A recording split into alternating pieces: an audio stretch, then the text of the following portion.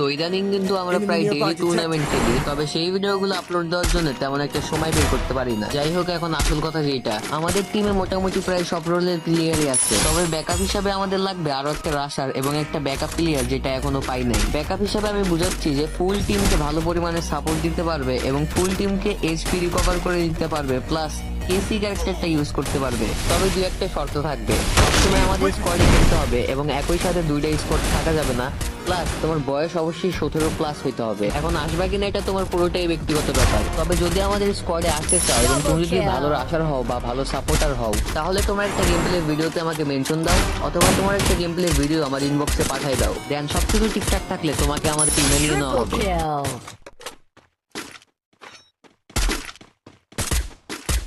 Still on cooldown.